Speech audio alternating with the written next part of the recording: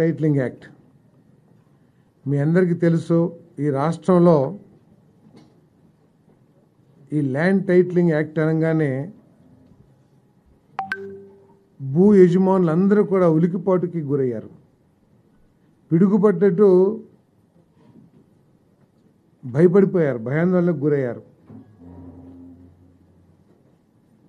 ఈ land titling act ఒకసారి మనం చూసినట్లయితే గత ప్రభుత్వం ఎంత బాధ్యతారహితంగా పరిపాలన చేసేదో అర్థమవుతుందని చెప్పేసి నేను మీ అందరికీ కూడా మనవి చేస్తా ఉన్నాను.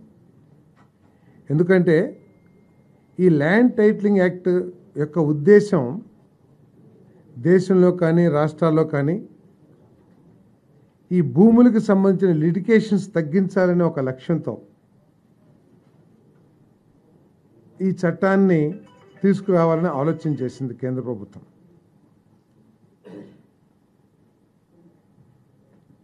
ఈ రాష్ట్రంలో ఆమోదించినప్పుడు ఏం చెప్తున్నారంటే వాళ్ళు కేంద్ర ప్రభుత్వం తీసుకొచ్చిన అంటే బీజేపీ తీసుకొచ్చిన చట్టాన్ని మేము అమలు చేశాము అని చెప్పేసి చెప్తా ఉన్నారు.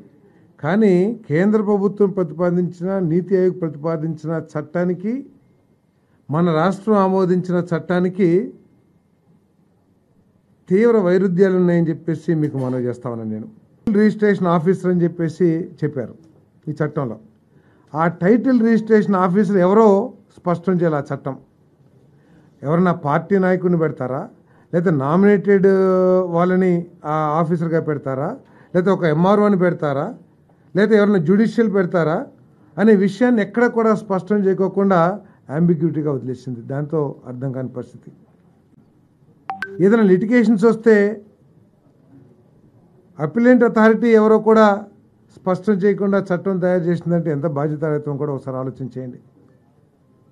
ఈ సివిల్ కోర్ట్స్ ఏదైతే ఉంటాయో, జిల్లా లేకపోతే ఇంకా తాలూకా కోర్టులు ఏదైతే ఉంటాయో వాటికి ఎవరికి కూడా జ్యూరిస్డిక్షన్ ఇవ్వకుండా నేరుగా హైకోర్టుకే జ్యూరిస్డిక్షన్ ఇచ్చిందంటే పేదవాడు, కొంట భూమి ఉన్న పేదవాడు కానీ లేకపోతే ఒక 20 సెంటో లేకపోతే ఎకరం ఉన్న భూమి ఉన్న పేదవాడు అతను హైకోర్టు లాయర్కి ఫీజులు ఇచ్చి హైకోర్టుకి వెళ్ళగలడా? అంటే ఏ ఉద్దేశంతో సివిల్ కోర్ట్స్, అది పేరే సివిల్ కోర్ట్స్, సివిల్ మ్యాటర్స్ హైకోర్టుకి వెళ్ళినా కూడా ముందు మీరు సివిల్ కోర్టుకి వెళ్ళండి అని చెప్పేసి ఉత్తర్వులు ఇస్తారు హైకోర్టు కూడా. అటువంటి సివిల్ కోర్ట్స్ని తీసేసేయాల్సిన అవసరం వచ్చిందో కూడా ఇక్కడ అర్థం కాని పరిస్థితి. ఇటువంటి భయాందోళన పరిస్థితుల్లో, ఎందుకంటే మనకి ఒక ఎస్టాబ్లిష్మెంట్ రెవెన్యూ లాస్ ఉన్నాయి మన రాష్ట్రంలో మొట్టమొదటి నుంచి కూడా. ఏదో చిన్న చిన్నవి ఉంటే వాటిని ఎనామిలీస్ అన్నీ కూడా మనం తీసేయడానికి ప్రయత్నం చేయొచ్చు. కానీ ఈ విధంగా స్వార్థపూరితంగా దోచేయాలన్న ఆలోచనతో ఒక యాక్ట్ తీసుకురావటం అనేది చాలా బాధాకరం అని చెప్పేసి మనం చేస్తాను. మరి ప్రజలకు భరోసా కల్పించడానికి మరి ఈ చట్టాన్ని రద్దు చేయాలని చెప్పేసి క్యాబినెట్ తీర్మానించింది.